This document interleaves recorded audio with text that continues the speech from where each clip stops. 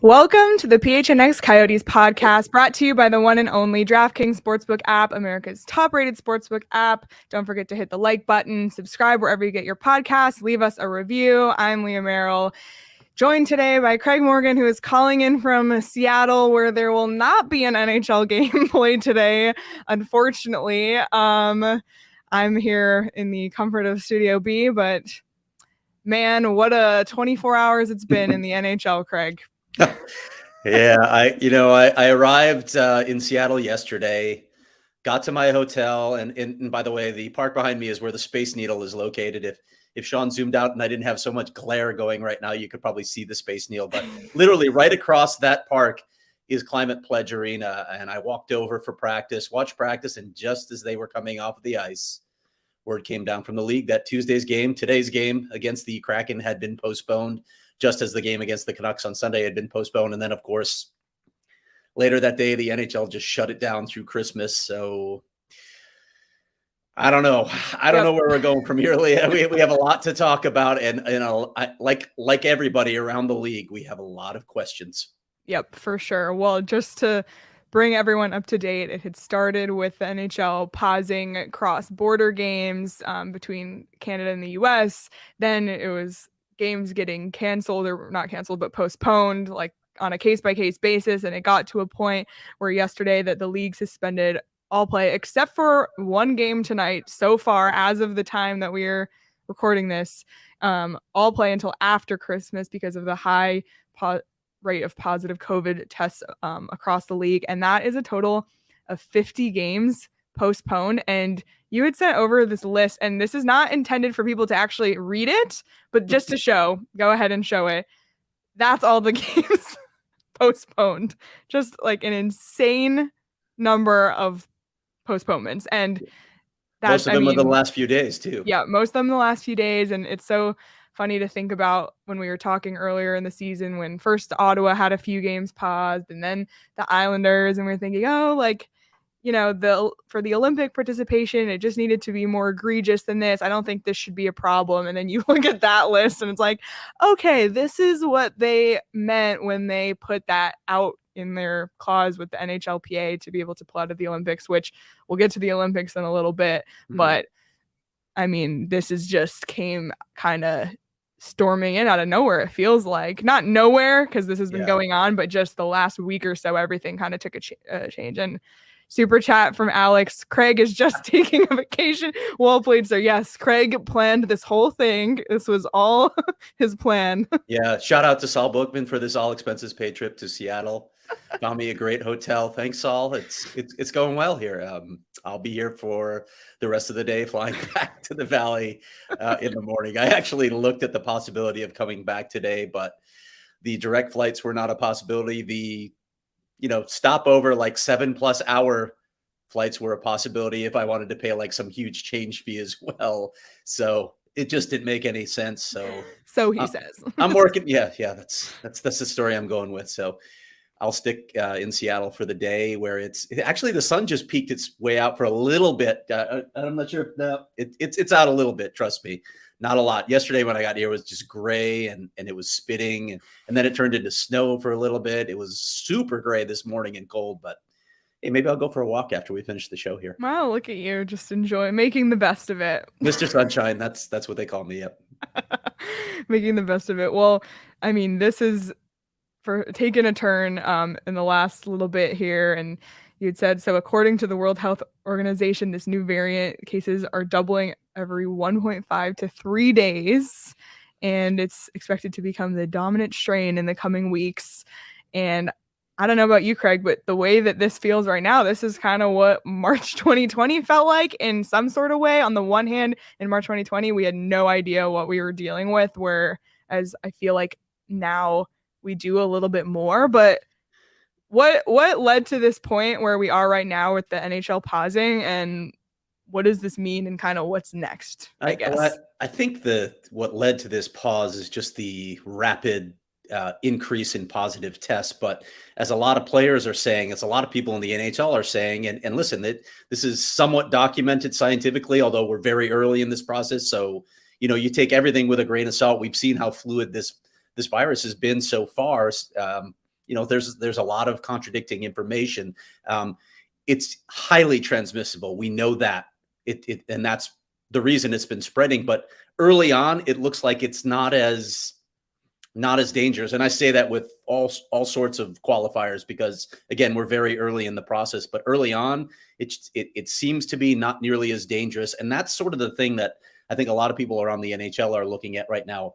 A lot of these players and staff that are coming down with positive tests, they have no symptoms. I spoke to Dave Tippett, the Edmonton Oilers coach, the other day, and he said he's stuck in his house, and he's like, Craig, I feel great. I literally have nothing wrong. And yet here I am. I think there's this movement in the NHL to say, maybe we shouldn't be testing people if they don't have symptoms. And listen, there's going to be disagreement on that as well. The overriding thing here is the players just want to keep playing. They don't want to see what happened in 2020 happen again, where we shut it down. We delay the season into May and June. It impacts pay. It impacts revenue, and therefore the cap. It impacts a lot of things going forward if you have that take place. But then you've got the flip side of this, where there are some people that are concerned that, if you stop testing asymptomatic people, you still have the issue of community spread.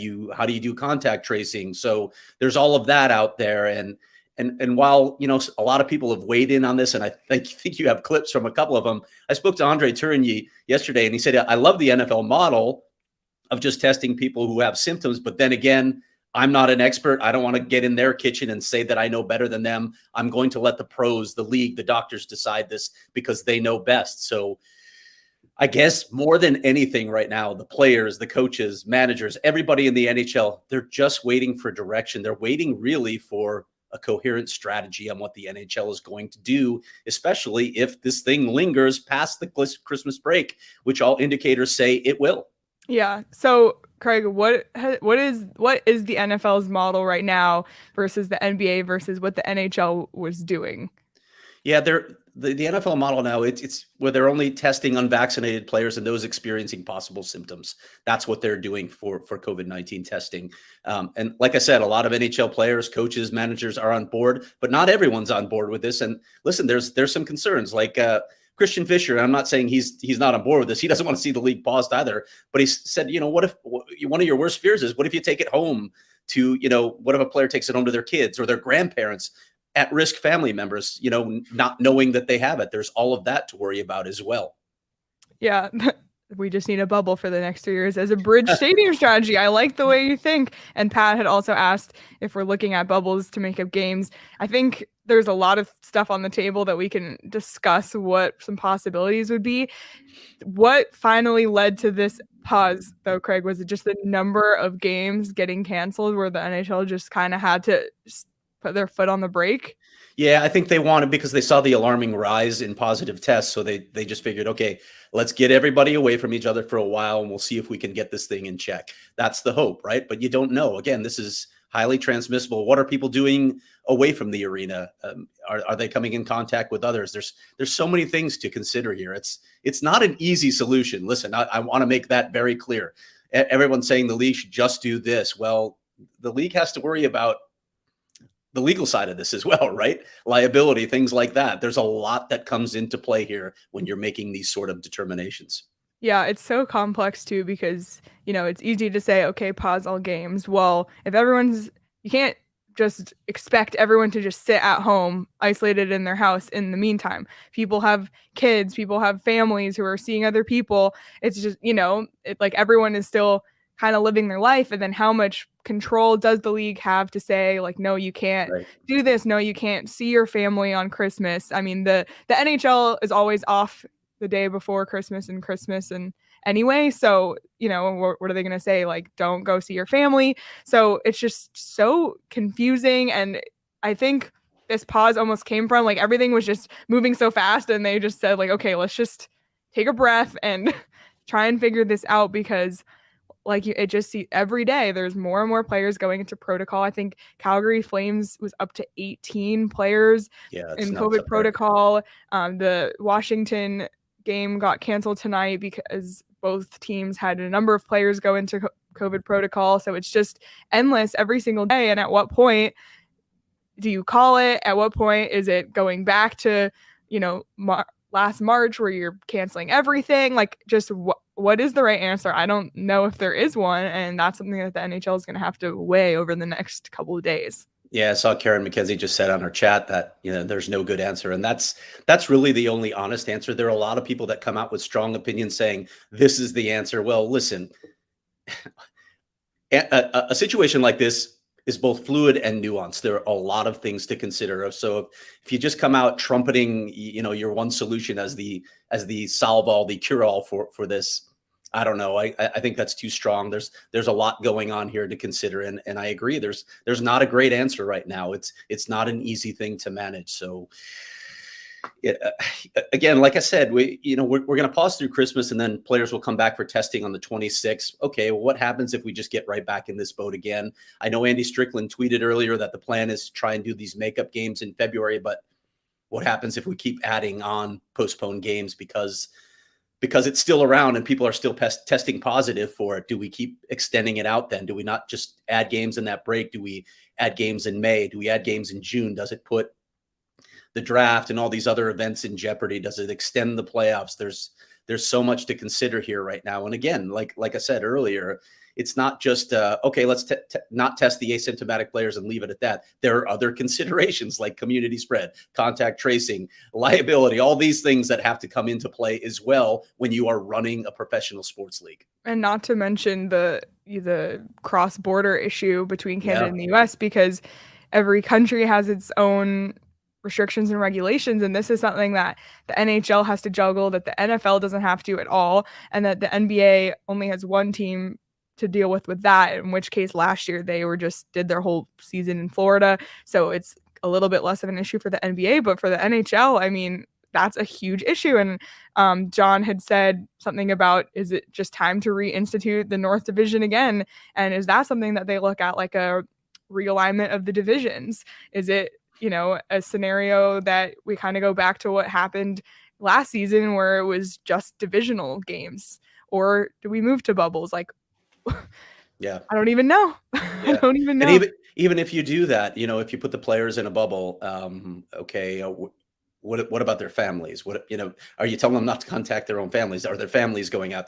There's all sorts of considerations like that as well. And Karen just asked if they're still serious about hosting the All-Star game in Vegas in early February. Well, that's a signature event for the NHL. It's really important, Karen. And right now I have not heard any buzz about that being canceled or postponed or whatever. But yeah, you wonder that we've already gotten to the point where a cancellation of the Olympics is going to be announced. Not a cancellation, but NHL players are not going to go to the Olympics. That announcement is coming soon. So if you're not willing to do that, and listen, there are crazy protocols in place in China that are scaring people off, but do you really want everyone to descend on Vegas for the All-Star game if you're worried about COVID still in early February? I don't know. I don't think the NHL is going to make that decision yet. They're probably going to see how this thing plays out after the holiday and into January before they make a determination on the All-Star game. I also think that the next event on their mind is actually the Winter Classic coming up on New Year's Day, I believe it is. And I think that is more of their focus, their short-term focus, because I mean, that to them is almost essential that happens for so many reasons. And we've mentioned all of the considerations all the considerations they have to consider. That's the most eloquent way I can put it. But just, it's a money-making event. Yes, first and foremost, right? It's all about money. And also, it's a new TV deal with ESPN this year. There's just so many layers to this that, you have to consider that the NHL is probably going to want that to happen. The issue with the Olympics was less of something that the NHL worried about, in the sense that they didn't want the players to go anyway, for mostly also money-making reasons, because it doesn't make them any money and puts their players at risk. But in terms of, the All-Star game and the Winter Classic, those are two NHL events that would make the league a lot of money and garner the league a lot of attention. Can you go back to Stephen Fisher's question there? I think it just disappeared from the screen. Yeah. And we just talked about this a little bit. What are your thoughts on Yzerman, Steve Yzerman, GM of the Detroit Red Wings, thoughts of NHL testing too much like the asymptomatic players and just try to push this through? This illness is never going to go away 100% in the world. I agree with the latter thing. And there's there's a side of me that wonders if this is just going to be like a flu shot. You need to get it every year, a booster. I have my booster. I'm probably going to keep that up as long as it's recommended by reputable health sources. But in terms of the NFL, you mentioned some of the concerns earlier, Leah. You're dealing with two nations here. The NFL doesn't have to deal with two nations. So how does that impact things? How does Canada feel about this versus the US? And again, things that I mentioned earlier, and I'm not saying this will rule the day, but there's still concerns about community spread, contact tracing. Those are also part of the equation here. So how does the NHL, how do its experts, its health experts feel about that? I don't know where the answer lies, and I'm not going to pretend that I'm a medical expert here. I just want to see how this plays out. I want the NHL to come out with some sort of coherent strategy, and that's pretty much where all staff sit right now when you talk to them. It's just so confusing on a day-to-day basis, not knowing if they're on or off. Scott Wedgwood said this yesterday when I talked to him. Are we on today? Are we off today? I mean, they show up in Seattle after skipping the flight to Vancouver for obvious reasons, thinking up until the last minute that they're going to play the Kraken, and then they come off the ice for that practice and suddenly it's off and they got to find a way to get back to the Valley off this 5-day road trip that amounted to only had one game in it instead of multiple that they thought. Well, Stephen had mentioned those comments by Steve Yzerman. We actually have a clip of it. So let's go ahead and roll these clips by Detroit GM Steve Yzerman. I don't know what the right thing is. At the end of the day, I think, and now I'm getting political, but at the end of the day, our players are testing positive with very little symptoms, if any symptoms at all. I don't see it as a threat to their health at this point. So I think you might take it a step further and question, why are we even testing for guys that have no symptoms? The players, I think ultimately they want to play. I don't think, and you probably need to ask them that. Guys I've talked to, nobody really has none of the players have come to us and said, hey, we should shut this down.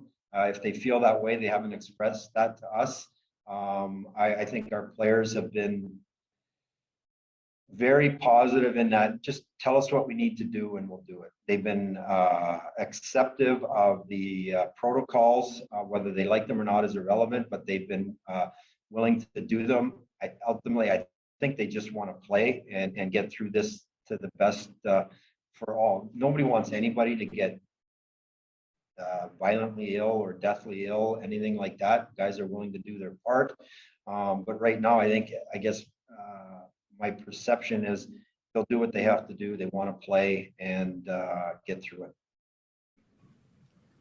Yeah, those comments by Steve Yzerman kind of echoing what we're saying, that the players want to play and they want to do what it takes. Everyone wants to play. There's nobody who's sitting here saying that they don't want these games to be played. It's just a matter of how can they do that and how can they do that safely in the best interest of the players and the best interest of the fans. And the NHL is also considering revenue.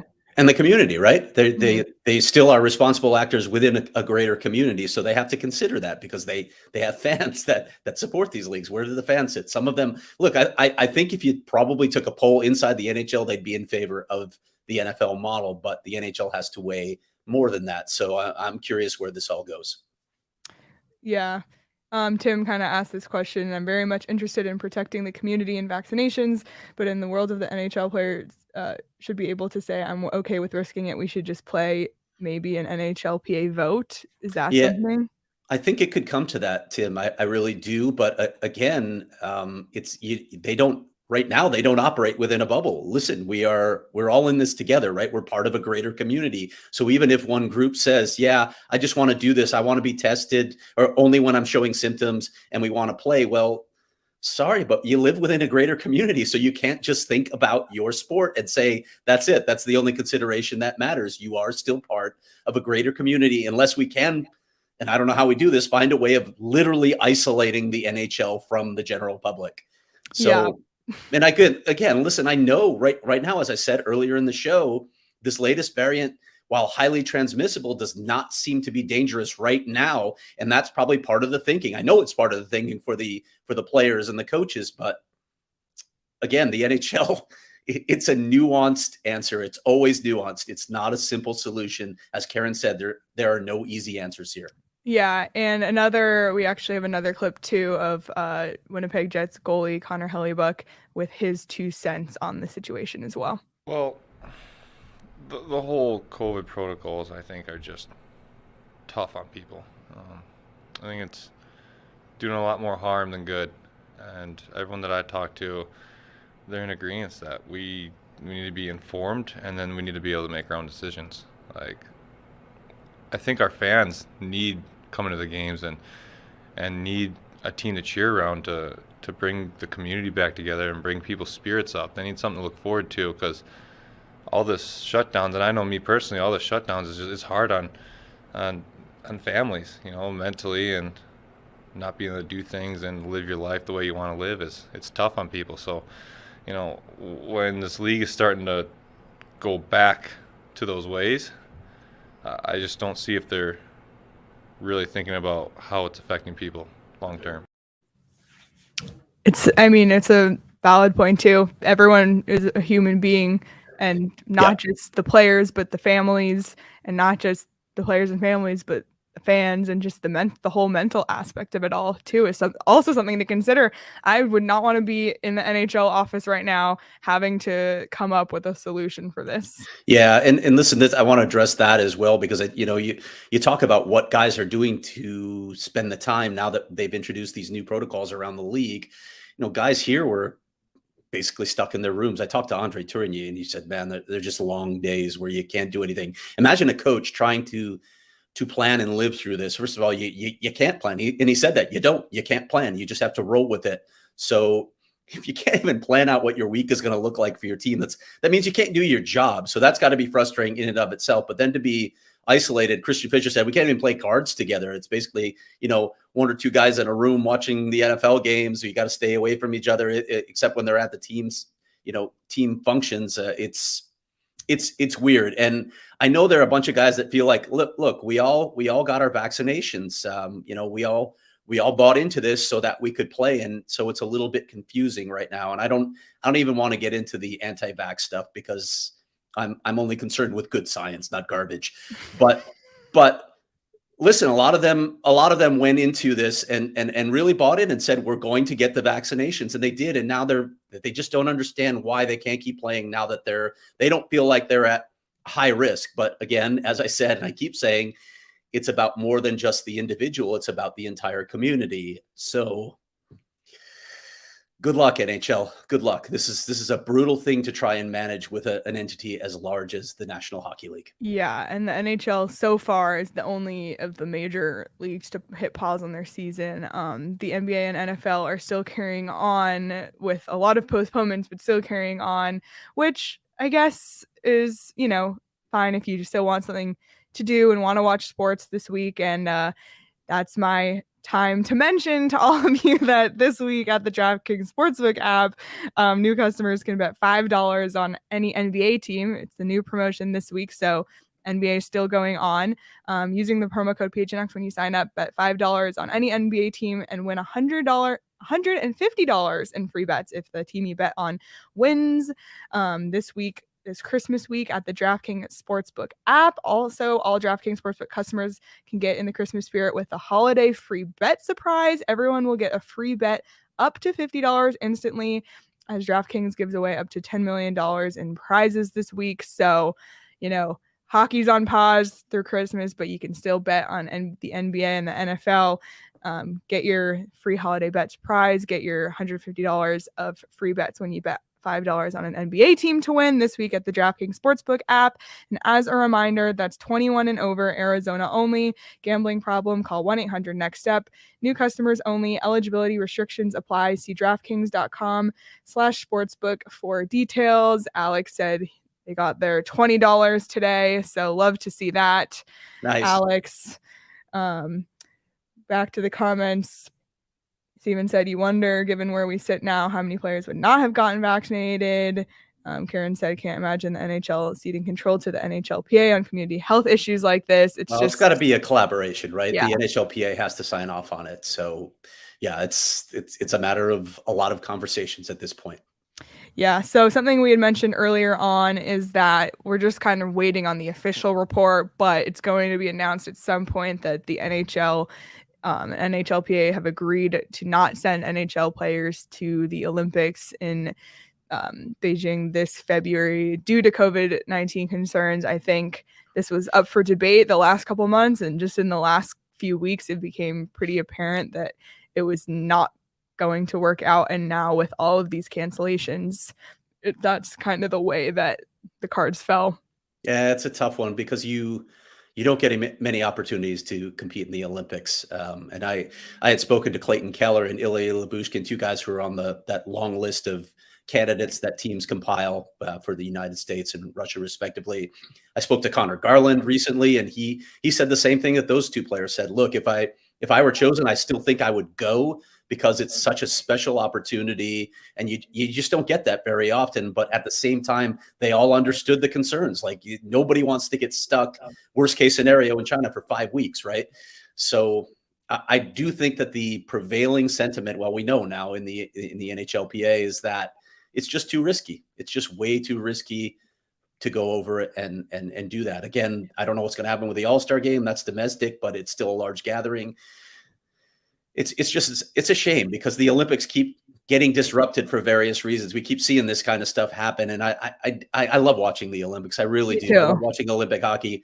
What this is probably going to do is present opportunities for other players to compete, like Jason Demers, for instance, who I caught up with yesterday, and I'll have a story. Oh yeah, I'll have a story with him. Yeah, we talked for a while. He's actually over in Switzerland right now because he was supposed to compete in the Spengler Cup. Yeah, which of course also got canceled. Well, Team Canada pulled out of it. Yeah, so he's it looks like he's going to be hanging out for the holidays in Switzerland, which is really not a bad thing, as I pointed out. Like you could find a lot worse places to spend the holidays. But very true. I think he's excited for this. Again, that story will be up tomorrow, but I'm really curious to see how it all plays out with the Olympics now. I don't know. Will you watch it still? If it's, if this ragtag group of players, I mean, I would watch it. I will.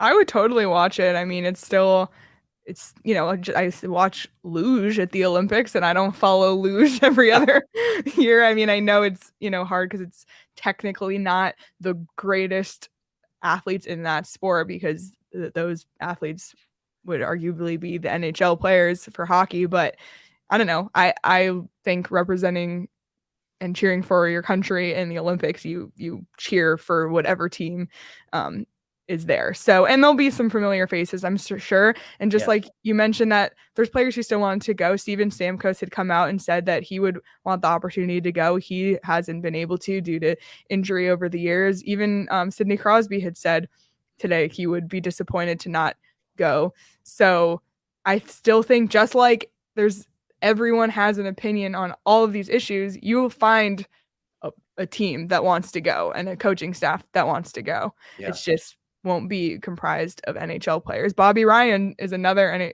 former NHL player who's in Switzerland right now, who would consider playing in the Olympics too. So Pat did just mention that the World Juniors appear to still be on, although that there's been some alterations to that schedule. That to me, and I know it is to you because you're Canadian, that's a Christmas tradition for me. I'm going to watch that tournament. I love the World Juniors. There is nothing. It's funny. I didn't used to be on board with this early on, and then I started watching the tournament, and it's just like viewing candy for me now. I'm definitely going to be watching World Juniors. And especially this year, for all of the Coyotes fans watching this right now, like if you want to know what's happening with your Coyotes prospects and look at some draft prospects going forward, when the Coyotes have a ton of picks in the upcoming draft, this is the tournament you want to watch as a Coyotes fan. If you need a little injection of hope, watch the World Juniors, because wow, that is where you get to see it on display firsthand. So it seems like a lot of excitement in the chat for the World Juniors. I cannot wait. Yeah, Dylan Gunther among the players that's going to be competing. And as I wrote about in my very first prospects report for PHNX, after a slow start in his first few games, he's really heated up and is playing well, despite the switch from wing to center for the Edmonton Oil Kings. So, I mean, that alone is enough reason for Coyotes fans to watch, because he's the top prospect in the system now, and a guy that's going to be here soon.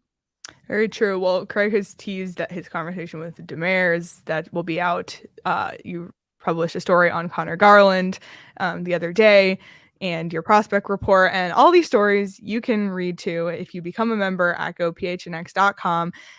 Sign up for an annual membership. You get a free shirt when you do, or you can do month to month. Get your first month just 50 cents. You can read all of Craig's stories, all this articles by all the talented writers here at PHNX. It's a family. Check out the PHNX locker. My shirts just shipped yesterday. I'm so excited to get them. I'm getting our brand new Coyote shirt. I'm getting our Cody the Coyote shirts in black and purple. I really can't wait. If you're procrastinated all of your holiday gifts till this week and you need ideas, you can gift people memberships, you can gift people merchandise from the PHNX locker. It's a great option for the sports fans in your life. So check out gophnx.com and sign up to become a member and join our PHNX family. We would love to have you. Man, all right, back to the comments because I just see them moving. Let's see. Are the Knights actually playing tonight? I'm confused. Yes. Right? They still are, Craig. They have not postponed that one as of now. Yeah. That's the only one. It's the Golden Knights and the Tampa Bay Lightning is the only game right now between now and December 26th. I'm glad to hear that your shirts got shipped, and Karen, I'm glad to hear that news. And by the way, I think this is the place where I subtly apply pressure to the PHNX locker folks, because I actually also bought a couple shirts for my kids, and I haven't received any notification that they've shipped yet. So just saying. Check your spam, Craig. Could be, yeah. That's probably the case. Also, just like I'm sure I'm going to get them, and they're so sweet, especially the one that I call the Grateful Dead Coyote shirt. I love that shirt. So. And also just the quality of the shirts, like they're not like 100% cotton, like the kind that you get thrown to like at a sporting event that are it's like a triple XL and it has like the Fries sponsorship on it. Like, these are like nice cotton blend shirts. Just while we're a little like off our topic, Caleb had asked earlier, Craig, have you tried the Stroop Brewery Hefe yet? I just got here yesterday. I was working. Honestly, I was working yesterday. I was at people practice. Don't believe it. Yeah, I know. But Craig, I'm not sure what's going to happen tonight. I am having dinner with an old friend. So we'll see how the night goes. Okay. Well, you just to stray away, just because you are in Seattle, you still did get to go check out the Climate Pledge Arena, correct? Yeah. Yes, I did. What can you just tease? I know you're going to write a story about it, but what can you just tease about what you saw there and maybe anything to take away that could be implemented into a possible future Coyotes arena in Tempe? Well, yeah. I mean, and listen, I didn't get the tour that I hoped to get, Leah, because everything shut down. So it may become part of that story. Yeah. But listen, I was in the arena and I did my own clandestine tour after Coyotes practice ended and everyone had left. Went up into first of all, the press box is amazing. It's huge. It hangs. It's actually closer to the ice. It's probably as high as Gila River Arenas, but it's closer to the ice, so you get a close-up view of the action. They're unbelievable amenities up there. They have the dual scoreboards, which I think is funky. I know a lot of people wonder, why would you do that? Well, why not? It's something different. I think it looks cool. I was actually a little underwhelmed by the main concourse. I didn't think it had enough like Kraken branding and cool things. Although there are some cool spaces, mind you, on it. Like there's one bar that I took a photo of that is, I don't know, like it's like I don't even know how to describe it. It's like some underwater looking bar, and I'll have a photo of that eventually. But like the suite areas are unbelievable. Even the upper concourse, I think, had some nice amenities. So, and from outside, it's just amazing what they were able to do with the old footprint. I mentioned the location too, just right on the other side of that park behind me. It's a really cool location. There's a lot of stuff going on. I was actually worried when we went live because there's been live music playing like for the past 2 hours. And it probably stopped like 2 minutes before our show. So they knew. Yeah, somebody must have given him notice. Exactly. They said, excuse me, Craig Morgan has a job to do. Please and thank you. Well, hopefully the Coyotes will get to play a game in Seattle in the near future, because I know that we've all been looking forward to seeing that. It's such a bummer. And it was, I guess, one of the games that we consider a winnable game possibly for the Coyotes. Someone had tweeted at me yesterday, like, hey, at least the Coyotes won their last game so they can ride the high of the last win heading into this mini break here. I was like, oh, if you got to find some positives in the situation, I guess that's a good one. Undefeated road trip, right? Undefeated road trip. Look at that. Can't lose games if you don't play them, right, Craig? I'm really excited that the NHL is in this market. Listen, when I was a kid, when we were playing in national tournaments, the Seattle Snow Kings had a great youth program, and fine, you can all chime in now with your with your texts or your messages on YouTube telling me that must have been a really long time ago. But that's my point. Seattle has had a thriving youth hockey program for a very long time. I've always thought that this would be a really good market for an NHL franchise. So it's really cool to see it here. I think they've done a lot of things right. Like I said, no arena is perfect, but I think they did a lot of good things with the space they had available to them. But it's really cool to add this city to the potential road trips for the NHL, because it's a great city. Aside from, the constant precipitation, it's a great place to visit. Very true. Well, at least you kind of got a few extra bonus hours with no game tonight. You can explore the city, I guess. Craig, anything else that we didn't talk about with this NHL pause, the COVID issues, anything on the end of the Coyotes that anyone else has said? What's next? Any final thoughts on this whole issue? Because, I think it's evident from this whole conversation that no one really knows, and there's a lot of question marks, but, the NHL is taking the time to try and figure it out.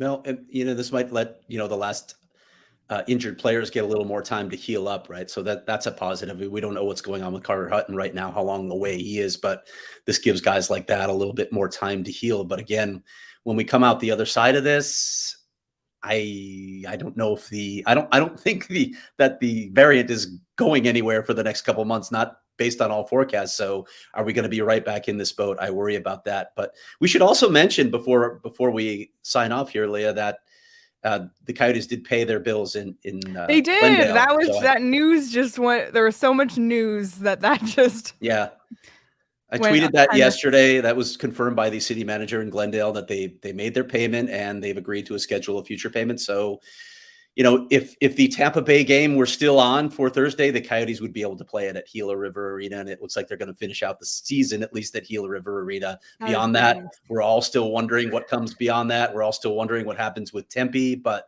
at least it appears that they are going to be able to finish out the season at Gila River Arena whenever that ends.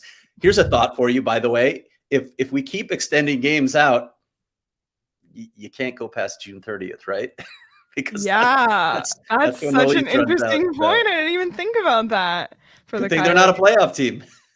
Yeah, it's so true. Well, we'll keep tabs on what the league's going to do. And someone had mentioned in the comments earlier, and I've seen a lot on Twitter, just, hey, if the league goes back to the bubble system like they did, that will solve the Coyotes' short-term arena issues. If they all, go to one location and play there in a bubble, then there you go. Short-term issues solved. Give everyone more time to figure out what to happen here. So, just try to see the positives in this. None of us have the answers right now, and I don't think we will, at least for the short term this week. But as we've seen with COVID and this week, everything is changing, not just by the day, but by the hour.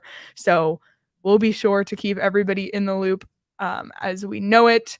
Right now, the Coyotes on pause. Their next scheduled game is the 27th at home. Fingers crossed. We'll see.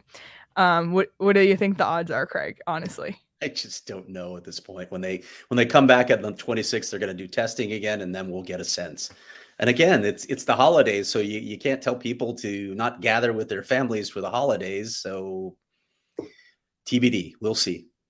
Yep, we will see. Well, in the meantime, while the NHL's on pause, like I said, you can continue to use the DraftKings Sportsbook app and bet on the NBA and NFL and any other sports that is not currently on pause. Sign up using the promo code PHNX and bet $5 on an NBA team to win. And if they do, you'll get $150 in free bets. The Suns game is still on tonight, so if you're feeling confident, they just are coming off a huge win, so you can ride that wave. Check that out as well. Check out the coverage of the Suns, and the Cardinals play on Christmas, so all of that covered here and more at PHNX. So be sure to check that out. Craig, what are you going to do for the rest of the day in Seattle? Well, I'm going to do a little more work. I'm going to try and finish this piece on JD. I might walk around a little bit, and then, like I said, I'm going to have dinner with an old friend. I guess I can say who it is. It's Ryan Clark, a guy that I worked at the Athletic with for a couple hours. We're going to go get some seafood. I want to thank everybody for their restaurant recs and their drinking recs. I wish I were here more time to sample all the things that you guys recommended I'd try. But that's true. Coming home tomorrow morning, fingers crossed on that one too, because I'm flying American Airlines. Oh God! Well, maybe you'll get Petey's luck of travel. He's seen. They were great coming up. No issues there. So that's good. Well, fingers crossed for the way back. So, just so everyone knows, and it's so funny, we think about the teams and the players and everyone not knowing what's going on. We here at PHNX haven't known what's gone on either. So it was almost a relief for them to just say, okay, no games till the 26th. So then we can figure out our schedule, because it affects the media too. So I'm the idiot who flew to Seattle. Exactly. So thank you all for being flexible as we moved from having an 8 p.m. game and a probably 11 p.m. post-game show tonight to a 1 p.m. show about what the heck is going on right now. And just to stay consistent, we will be live, assuming Craig's travel goes well tomorrow, live tomorrow at 1 p.m. Another thing we hadn't mentioned is that Matt Schott tragically passed away over the weekend, which was just a huge loss for the Coyotes, for the hockey community in Arizona, and for, of course, most importantly, his family and friends. So just an absolutely tragic loss, but we will be talking all about Matt tomorrow on our live show at 1 o'clock. We'll be joined by Kat Silverman and some other special guests for that. So we hope you'll join us tomorrow at 1 for that. We will also be live Thursday at 1, since there's no more Coyotes game. Then we will have an audio episode later in the week about Christmas and an additional audio episode. So there's no NHL right now, but we will be continuing to have shows this week. So thank you, everyone, for your flexibility with that. And we'll see everyone for tomorrow's show. Craig, anything to add before we head out? No, just glad you mentioned Matt. Just got to know Matt really well all this time covering the Coyotes, and yeah, that one stung a lot. It stung a lot, and I think anybody who's been a part of the hockey community in Arizona understands what the Coyotes senior director of hockey development did for the sport. You can make the argument that no individual has done more for the growth of hockey in Arizona than Matt Schott. So yeah, we're going to honor Matty tomorrow. I'm heartbroken about that one. And I know a lot of other people feel the same way. Yeah, absolutely. And so we're glad to have the opportunity to just dedicate an entire show to him. It's literally the least that could be done to remember him and what he's done and the impact that he's had. So we hope you'll join us all tomorrow. We'll continue to keep everyone posted with what we know about the NHL's pause, what comes next for the Coyotes. You can follow each of us on Twitter at Craig S. Morgan, at Leah Merrall, at S. Peters Hockey. He'll be back with us tomorrow. And you can follow at PHNX_Coyotes on Twitter. We'll keep you up to date all there. If you're watching this on YouTube right now, please like and subscribe to the channel. If you're listening on audio, please like and subscribe, and vice versa. If you're not following us or you get your podcast, please do write us a review. It's really, really helpful. And we will see everyone tomorrow at 1 o'clock. Have a great rest of your day, everyone.